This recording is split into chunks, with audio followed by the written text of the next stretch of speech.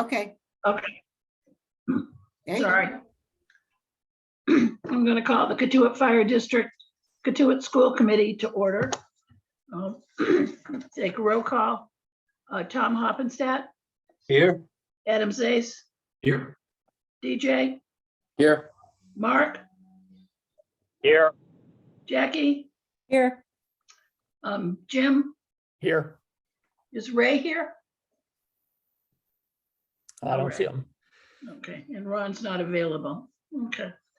So, Ray is being admitted now. oh, okay. Okay.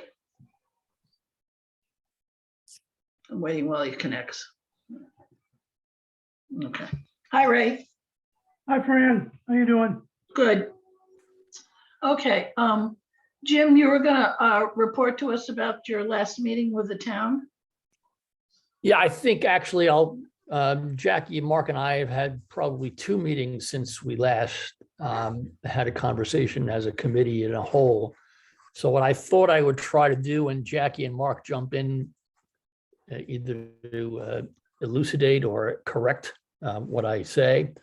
Thought I would give you an overview, I think, of where we stand in the process at this point. First off, in general terms, the property division proposed between the town of Barnstable and Katuitt Fire District remains as we've discussed before. The town would retain ownership of the fields and the tennis courts and the roadway. And the Katuitt Fire District would obtain ownership of about 8.5 acres, which is the school building, an envelope immediately around the school building, property out to Old Oyster and the wooded area. Jim, when you said roadway, you meant to the point where it comes to the district land, correct? That is correct, yes. Which is basically in the parking lot on the side of the school where it would be divided. The town will want to expand parking a little bit on the side of the roadway, not taking any trees down, but that is something that they have indicated they will want to do. So that property division isn't really different conceptually or specifically from what we had discussed before, but I just wanted to reorient everybody to where that sits. There is to be a conservation restriction on all of the property that the town retains. That conservation restriction has been drafted. It is a lengthy legal document of about 15 pages, not including exhibits. Mark Robinson has been involved in the drafting of it.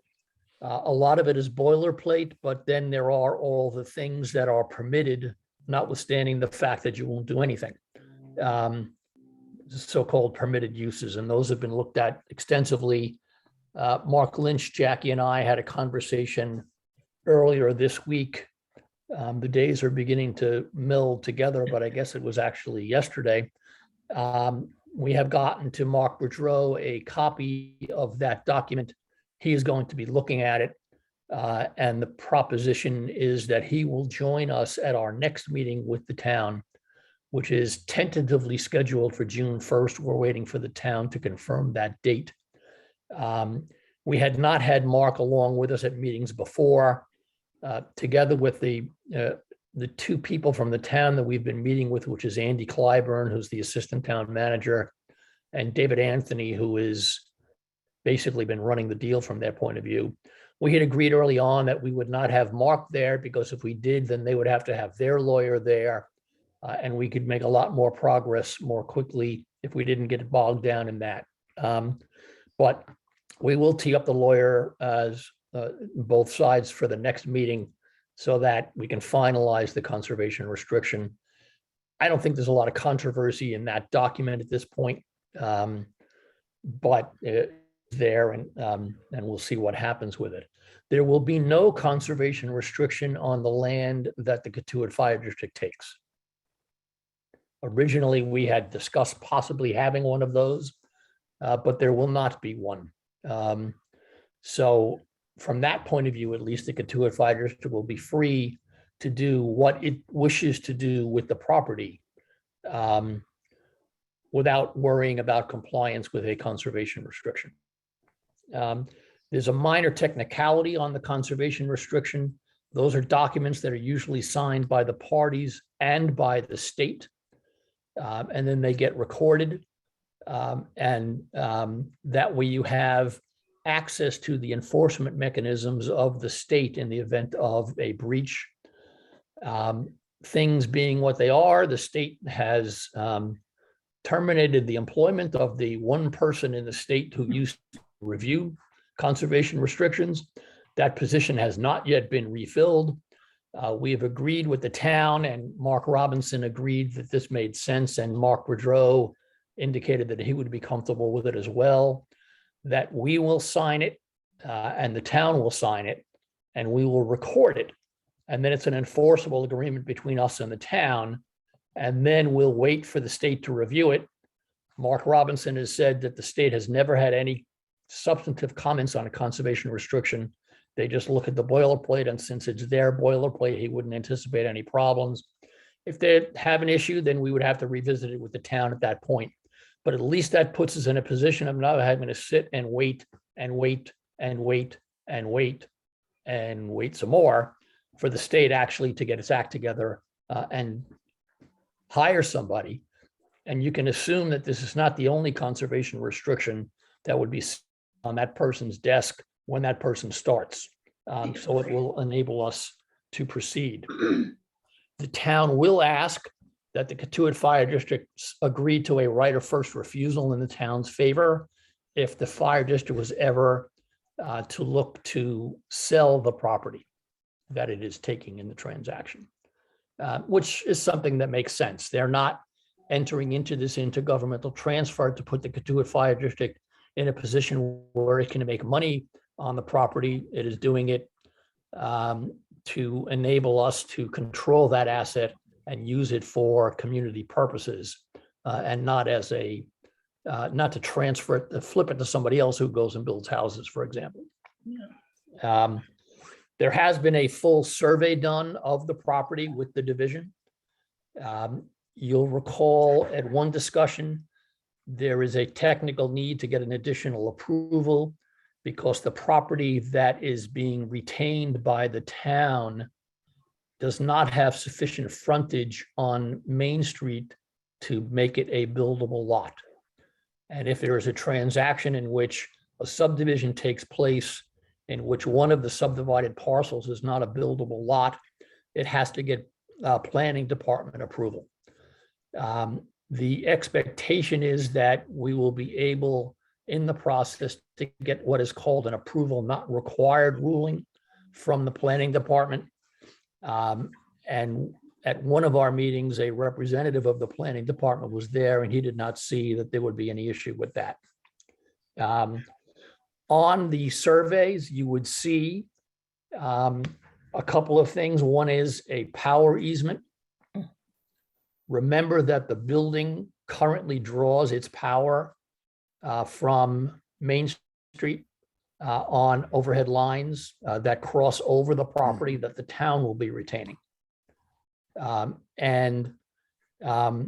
We need to have an easement to enable us to maintain that power, because until we know what we are proposing to do with the building, we don't know whether we will be able to have power instead supplied from Old Shore, the other side of the property, not Old Shore, the back end of the property, or we would have to have it still come from Main Street. So we will have the right to keep those in place. The town agreed that at least prior to or shortly after the transfer, that they would go in and trim back the trees from the power line area, because we made the point to them that we're not exactly replete with groundskeeping resources in the Katuitt Fire District, and we don't want to see Fran climbing a ladder with, power saws. So they're going to undertake to do that for us so that we can minimize the risk that there will be trees falling on those power lines after the transaction takes place. There will also be an access easement, which will enable both the Katuitt Fire District and the town of Barnstable to use the roadway and both coming in from the backside of the school as well as from Main Street for vehicles to go through as necessary to access one or the other roads as a pass through. I mentioned the widening of the parking. The septic tank is located on property that would be transferred to the Katuitt Fire District. The leaching field is actually on property that will be retained by the town. And again, since we don't know what, if anything, we're doing with the building, we took the position that that needed to stay in place for now. And that is agreeable to the town. And that is what we have negotiated for. If we were ever to abandon that septic tank and want to put in some kind of different system, we would have to do it on property that the Katuitt Fire District is taking in the transaction. There is an underground storage tank, as we all have discussed before. It is 10,000 gallons. We have indicated to the town that we don't have the capacity easily to deal with that tank. We have not insisted that they remove it, but it is our expectation that at our next meeting, we will in fact tell them that that really needs to be something that they undertake. It does have an alarm. When David Anthony was last in the property, because we asked them, well, that's great, but where does the alarm report to if there were ever a leak? And they said, well, it's the school. So we said, great. Who's checking? David Anthony said that he was last there a couple of weeks ago. He went down in the basement and looked at the alarm, and there's no indication of any trip of ever has been taking place. The lights are all green, whatever that means. But there is no indication that there has ever been a leaking from the tank, but it is still a risk. The town has removed several of these tanks in other locations in the past. They've all come out clean. And we would like to have the town undertake to remove this one as well. If we're able to keep with the timetable of a transaction that we've been talking about, that would have to be something that would be done after the transaction closes, because they couldn't get it done at this point on the hoped-for schedule that I'll talk about in a few minutes. So we'll see where that plays itself out. Removal of the tank is not a big issue. It's not that expensive. The issue is what happens if, when you're removing it, you find that there's been any contamination of the soils. Then to talk a little bit about timing. As I mentioned, one of the things that has to happen is the planning department coming to its A&R decision. And the hope, and these are all tentative timetables, because as we know, dealing with municipalities, things tend not to happen as crisply as one might wish that they would. But the objective is to try to get that done in June, which would be either, I guess they meet every 2 weeks. One meeting is June 13th and the other is June 27th. And then they would go to town council. And they would go to town council with the conservation restriction, with approval for the intergovernmental transfer, and with whatever other document we put in place, which would deal with these other things that the town is undertaking to do, as well as with the right of first refusal that we would provide in favor of the town. 2 readings are required at town council. The first target date is July 21st meeting.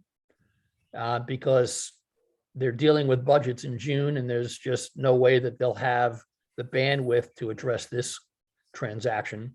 The second reading and vote, which will require a 2/3 approval, would take place at their August meeting, which is August 18th. That is, at least right now, the hope for timeframe. They still have internal reviews, obviously, to do of the conservation restriction and all of that we have discussed. Recreation, I think, has signed off mostly on it, but they've got to deal with DPW and legal. But it is there, at least the plan of the people that we've been meeting with, to press forward on the calendar that I've described and to hope to put that in place. What does that mean for us? Well, we do not have at this point approval from the voters of the Katuitt Fire District to enter into a conservation restriction. So we will need to get that. And it's not a document that's finalized at this point, so we can't really pursue that at this point. So it appears to us, and this was confirmed by Mark Boudreau, that at some point we will need to have a special district meeting to approve the transaction. And it is probably protective from a legal perspective to have that approval be of the entire transaction, right? The intergovernmental transfer, accepting the property, entering into the conservation restriction, so that we have a very clear authorization.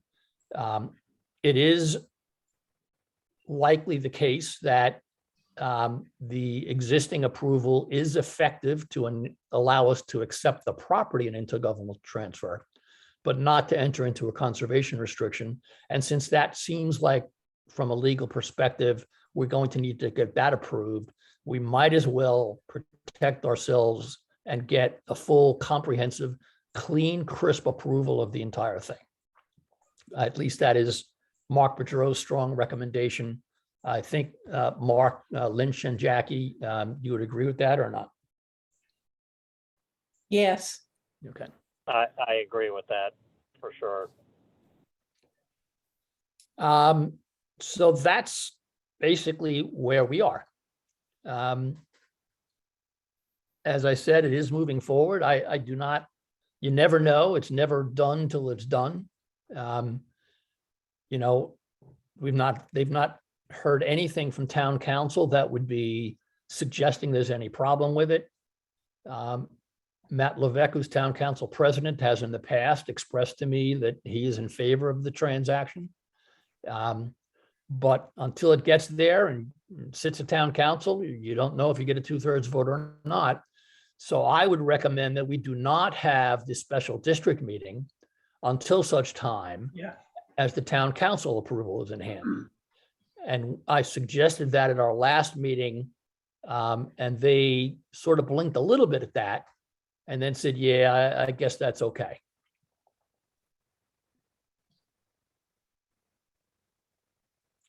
Jackie and Mark, what did I leave out? Jim, that was, go ahead, Jackie. No, I think you covered everything. We did broach the question of community gardens within the conservation restriction. And because the land is being held by the town, they gave us a little pushback. So we're trying to figure out how to allow for that to occur on town land. Well, Partly, what they did say is that there are other non-prohibited activities that, you know, we would both have to approve. right, They're not going to agree right now to a list of things that we may wish to do on their property.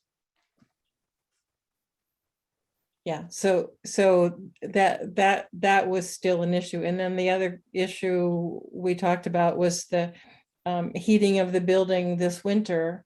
And if the underground tank is removed, then there's no oil to heat the building, and the concern that that could further deteriorate the building. But the legal liability of allowing that underground storage tank to remain is rather great if there's a problem. And so the smartest, the district, I think, has a fiduciary responsibility to have it removed prior to the acquisition. And so that's where we are, but it puts us in this kind of catch-22 situation in terms of heating the building. Well, there's some question if that furnace will actually restart. Right. Since it hasn't been used for a year. Right. But even if it could restart, the question is, do we really want to be using it? Because it may be that the town will agree to take the tank out, but they won't get it done before the transfer takes place, because I think that's most likely to be the Yeah. case. And they may not, because they'll have to go out with an RFP, they may not be able to get it out before the winter. So the tank may well still be there. But it does muddy the liability risk if we begin to operate that heating system and we have oil in the tank and something happens. Yeah, Part of our logic as well was, to Fran's point, that, that boiler is not in good shape and is not a long-term solution to heating that building. Almost certainly, if you decide that the building has some use, there will be some new heating system required. won't be that. So that the negotiating committee pretty firmly all believe that getting the tank out is the priority, and worrying about heating the building, should we decide to use it, needs to follow that. The only other point I would make, and I think they're relatively small, is in the conservation restriction, the town will want to ensure their right to improve the fields from a recreation perspective, which could mean, for the baseball field, dugouts and backstops, other kind of non-enumerated things. So far, they haven't shown much interest in improving that lot, but they want that right, and we had no objection to that. They also want the right to be able to, if necessary in the future, install a sewer pumping station on the property, their property. Not any kind of treatment, just a pump to push product along to another spot. And we didn't think that was objectionable. And other than that, I think Jackie and Jim covered everything. Yeah, on that sewer point, they've made it clear that any property that they own and transfer in any way, shape, or form, they're retaining the right to put those kinds of facilities on that property, because they don't know how far they're going to go over the next 50 years in sewering. And they'd hate to be in a position where they have to come back hat in hand to be able to put a pumping facility like that on there.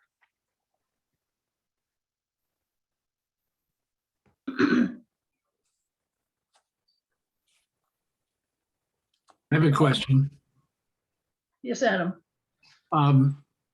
Jim, Mark, Jackie, you might have already covered it. I missed it, but suppose the transfer happens, that the tank is removed after the transfer happens. As Jim, you were saying that's the likely timeline. And suppose that there is discovered that there has been a leak. How does that get remediated? Town. Our position is the town Is has, that to- articulated in the agreement specifically? it is not yet, because the agreement, the only agreement that's been drafted is the conservation restriction, and that wouldn't cover that item. Okay, yeah, okay. But that is exactly the point, Adam, because it's easy to say we just remove the tank and, spend the 15 grand or whatever it is to remove the tank. But the issue is what happens if there's some evidence of contamination that has to be addressed in that removal. We can take some comfort from the fact that they have removed several of these exact same type tanks in other locations and not had any problems with it. But that's not any Right. guarantee of anything. And I suspect that if there had been a leak, we might already have known about it, but through testing or those materials somehow entering the water, but we're not.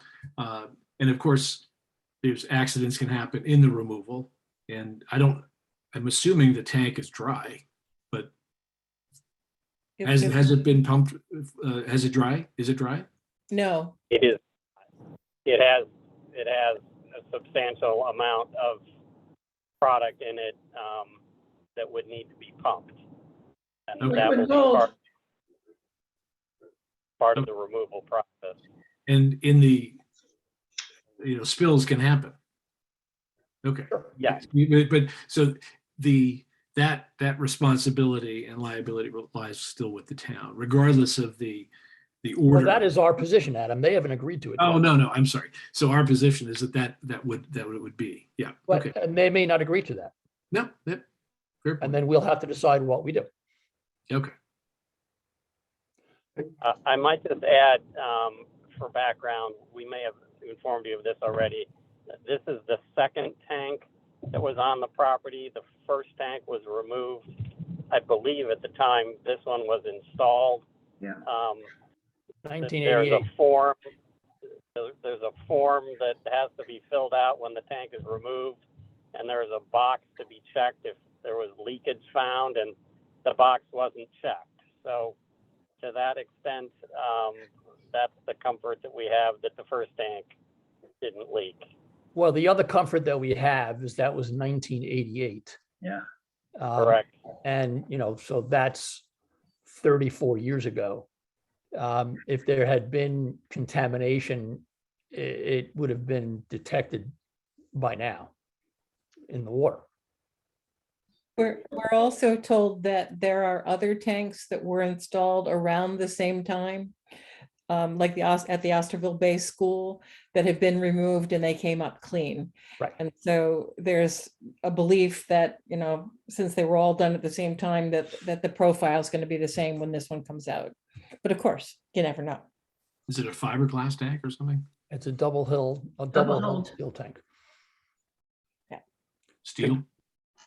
I believe it's steel. DJ?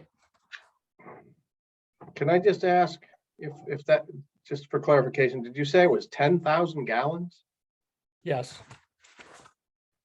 It's a 10,000 gallon double wall fiberglass tank installed in 1988. It has an electronic monitoring system,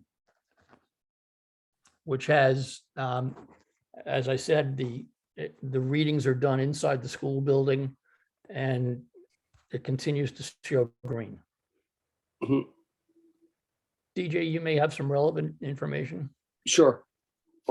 We actually deal with a lot of environmental matters in our development business. And as a matter of law, where the town was the owner and operator of that property, if they convey the property and what I'll call relatively soon after, soon could be, months or a year or two, if at that point the tank is removed and it's clear that contamination occurred prior to the sale of the property, they are legally responsible for that. So, the idea that contractually we should recite it again, but it's not adding a new burden to the town by agreeing to that, because quite frankly, as the owner and operator of the property, they are responsible. And, the only delay in removing it, seems to be some logistics on their end. I mean, if we sat on the property for 5 years and continued to add oil to the tank and maybe didn't maintain it, and 5 or 10 years out, the tank was removed. Now it gets, in this contamination in the ground, now it gets harder to determine, when that occurred and who was responsible. But, if this tank's removed, reasonably soon after, the fire district acquires the property, as a matter of law, the town is responsible for any contamination if it occurred. Which is actually even more reason why I think it'd be a mistake for us to operate the boiler, Yeah, because it can remain perfectly clear that it had to be the town's issue. There is a raised hand from Scott Horsley. Yes, thank you. I was just going to ask about how much product might be in the tank. I think I heard somebody say there's a fair amount of volume in there. If that's the case, has anybody considered asking the town to remove the product like sooner rather than later? If we're not using the heater, the tank isn't the threat, the oil is, right? So could we have it, could we have that removed? I'll bet you the town could use that oil elsewhere. We were told, Scott, that there are entities that do that kind of removal, and that there's likely a lot of sludge in the oil. And so there are vehicles that can use that kind of oil, but you have to find the entity that's going to take the oil before you remove it, because it can't just go out on the open market, basically. It just seems like that might be a pretty good, we're concerned about liability, which I think is a very valid concern.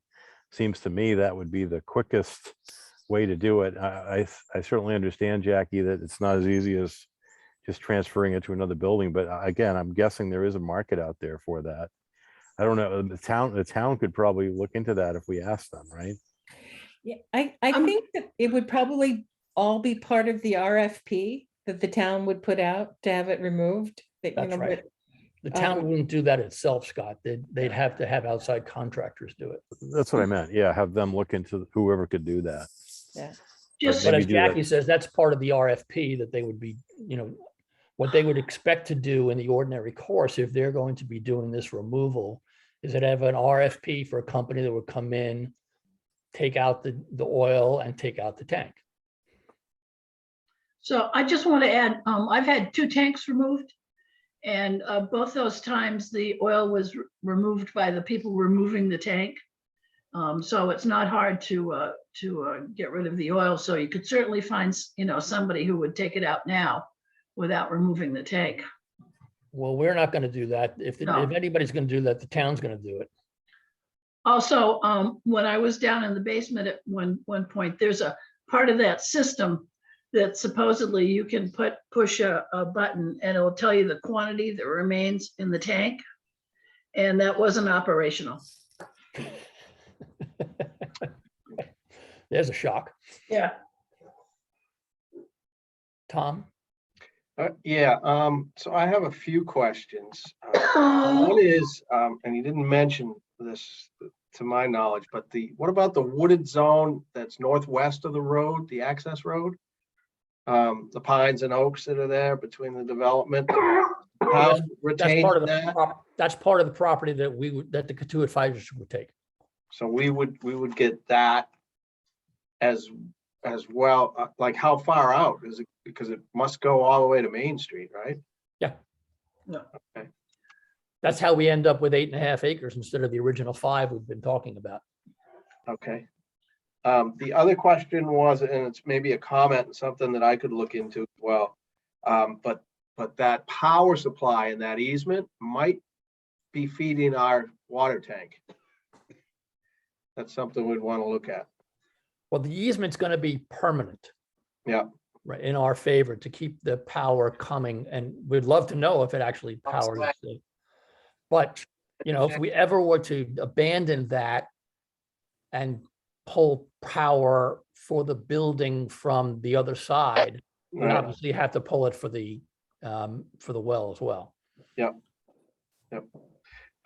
Well, one of the concerns I have there is if the district decides to tear the school down and turn the land into conservation land, you've got an easement that's power, which is fine, and, you know, it goes through a wooded area and potentially feeds that tank. I'm not sure about that.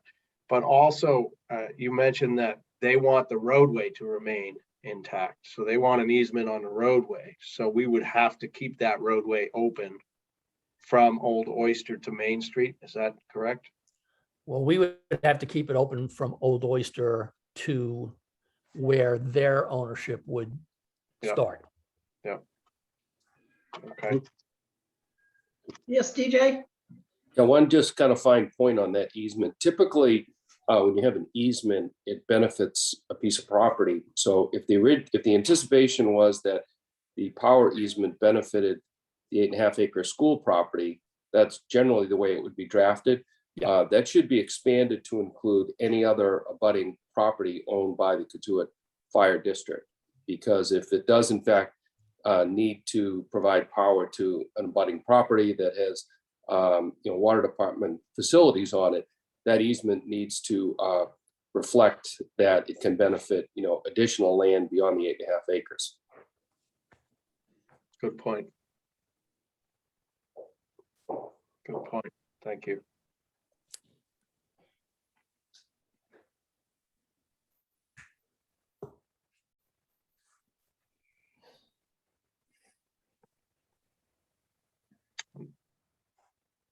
That's all I had for questions right now. Any other comments, questions, concerns? I do not see anything in the chat room. Okay. Let me just briefly raise the asbestos issue. There is a proposed warrant for $28,000, I believe is the number, to do testing of the facility. Previously with the Habib report, which you'll recall was a report that was done by the town as to the cost that it would take to bring the school building back to be a school, included a number for asbestos disposal. Since then, we've gotten another report from the town that took a long time for them to get to us, that indicated that there was also asbestos in the dirt in the crawl space, which we had not previously known about. That's what prompted the request for some money to look into that issue and to make sure that it's not kind of a different level of magnitude of concern. So that's what that's about. It's a very rough number, but I think that may be able to answer that question for us. And it is something ideally that we would get done before we took ownership of the property. If somebody could get their hands on the Habib report, then I can find out if we can just ask them to come back and do another evaluation with that instead of going out for an RFP. Well, the Habib report we have, that's in part of the documents that Paul Rude had put up on the website and the Google Docs. Okay. What we don't have is the short letter that Mark is talking about, which shows where it was in the ground. But we definitely have the Habib report. Can you send that to me? I haven't been able to find it. Sure. Because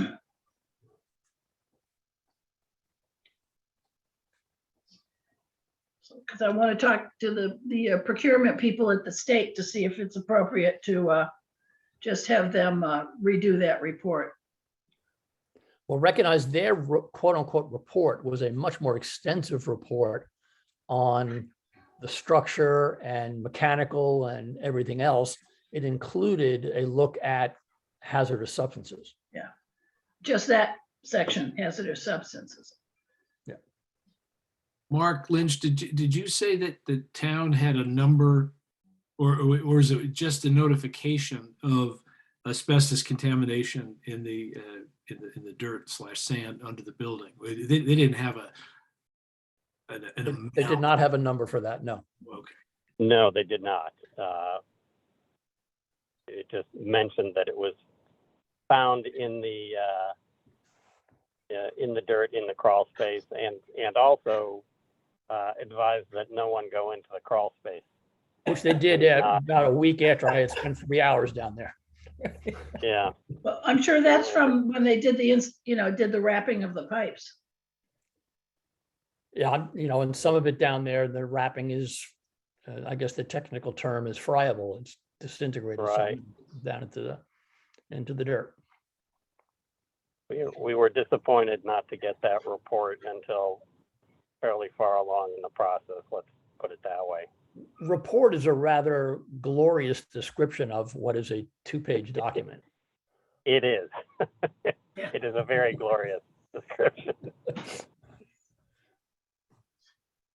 Part of the problem with that has been all along that, the town doesn't necessarily, it's hard for me to understand how this occurs, but it does. The town doesn't have access automatically to the school department files.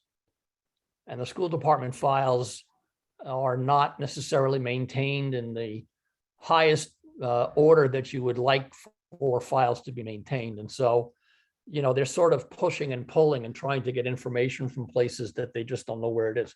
Well, I was thinking about that, and the school department was out of that building by 2017. Is that when the report was done? Or is it the 13 report? The Habib report was done by, I believe, by the town up when the Waldorf school arrangements were terminated.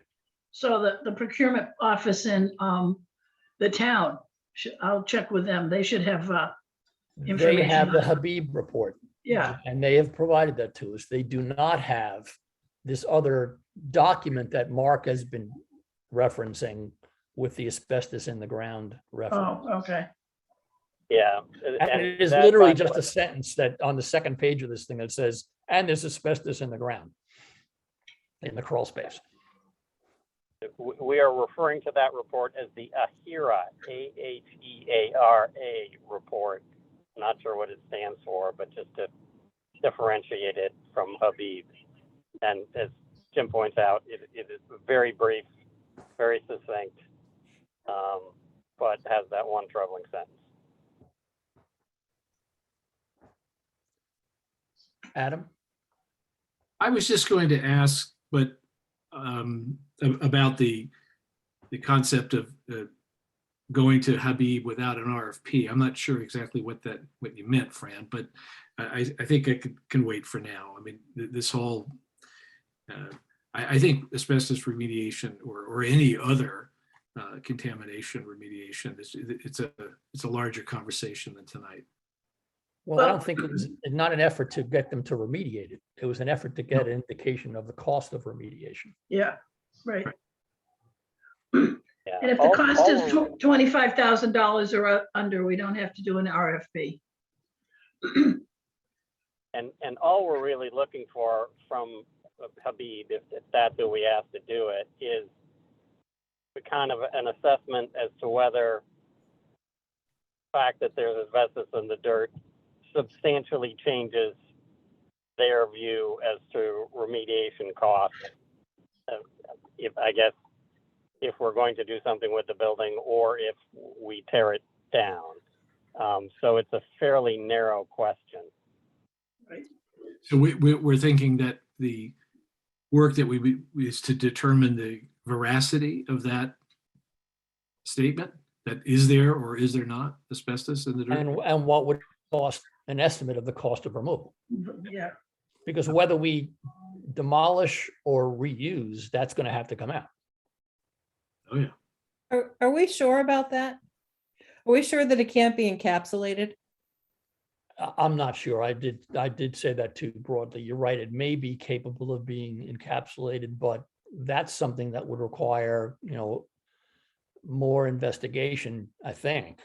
Would only be done in context of considering what you would be doing with the building. yeah. Right, because we were told that we could encapsulate the asbestos around the boiler, the Right. old boiler, that we wouldn't have to remove that if the building was gonna stay. Right. Basically, Right, but those are boards, wall boards, aren't they? Oh, there's pipe wrapping yeah. around. Oh, the around pipe the boiler. wrapping. Yeah. But, it may, it may be usual, to, with asbestos piping in a crawl space to find it there and not be that, just a normal part of the removal process, not necessarily something extra. DJ? Sure, I can give a little bit more context to this. So if the building is demolished, there will be a requirement to do a full asbestos survey. And prior to demolition, any asbestos that is determined needs to be removed, typically off of pipes and boilers and things like that, that's removed. And a report usually does a pretty good job of outlining those costs. It's based on, it's mostly all dimensional requirements. If there's asbestos in the soil, and we have dealt with this, depending on the future use of the property, in many cases, the asbestos can stay. The concern with asbestos is actually it getting airborne. And generally, if it's in soil, and typically about 3 feet of material is added on top of it, and then there's an activity and use limitation for what would happen on that surface. So as an example, they wouldn't want someone digging into it to put community gardens, things like that. But typically, if it's in the soil and there's an opportunity to cap it, and the capping is usually soil. The soil can have, vegetation on it, as long as people aren't digging into it in the future. DJ, just for a second, this is internal, it's inside the building. Right, but It's I in know that, dirt inside the building in a crawl space. yeah, so I could see a scenario where you remove the building and then you just add fill on top of that soil, because there's actually not a slab underneath there. And that fill might give you, maybe it's, 3 feet or more fill might actually cap it. The challenge is if you remove soil with asbestos in it, it actually gets pretty complicated because you can't really separate the asbestos in the soil. So now it's a matter of what do you do with it? So it gets a bit complicated actually removing soil with asbestos in it. And typically, it can be done, and it is done from time to time, but typically if it can just be, if a cap can be put on top, a lot of times that's the solution to deal with that. That's helpful. Thanks. Thank you. Anything else from anyone? Just had one other thought on the town's desire to retain management responsibilities of the fields and potentially upgrade those fields and recreational facilities. Is there something in the CR, or I think there should be something in the CR with respect to fertilizers and pesticides? There is. Yeah. They are allowed to maintain the turf without the use of chemical fertilizers, herbicides, and pesticides, consistent with the town of Barnstable's recreation turf policy. Okay. So that caveat consistent with their turf policy, is their turf policies say that they won't use fertilizers and chemical fertilizers and pesticides? Because I know that they do on their school fields.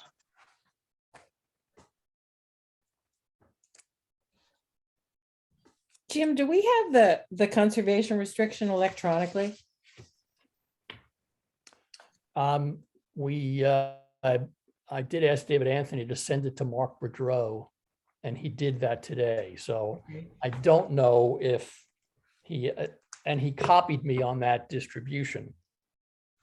Whether he copied me just on the showing me that he sent it, or whether the attachment was there as well, I don't know offhand. I was going to Hold on, suggest I'm that checking. if we do have it, because I know I've got Send paper it around. copies, but I've never seen it electronically. Yeah, that we let other people review it and see what they see. Sure.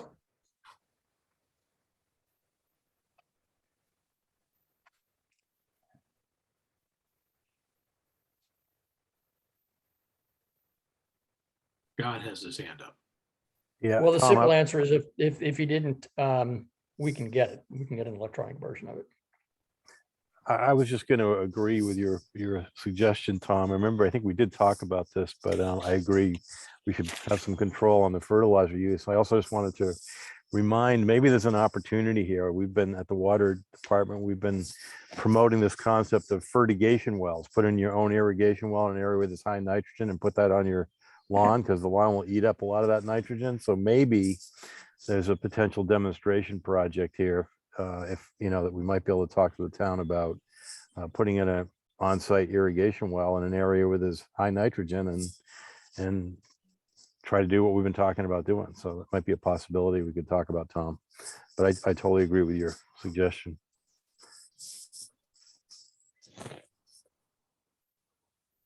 Well, we will get an electronic version of the CR circulated to everybody on the committee before the end of the day tomorrow.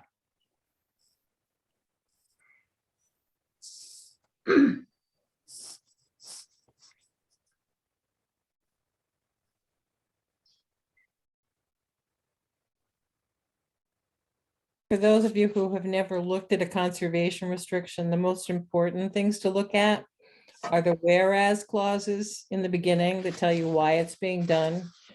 And The then you'll wake reserve- yourself up after you read those. There was, right, the reserved rights and the permitted uses.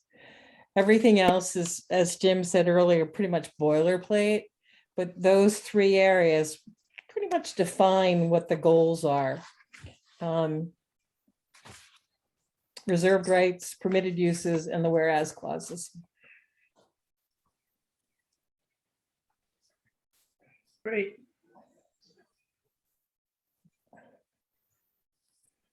And remember, it's just a draft right now.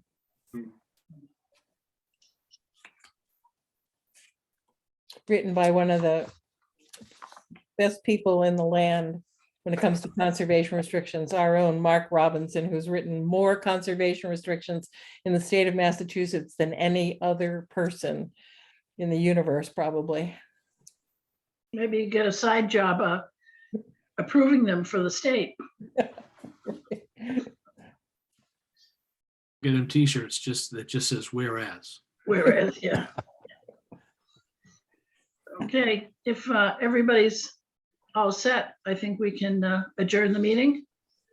And I guess it depends on the town when we, do you have another meeting scheduled with the town, Jim? Tentatively scheduled for June 1st. Okay, Depends upon the availability of their internal legal department. okay, so we'll schedule another meeting after you have that meeting.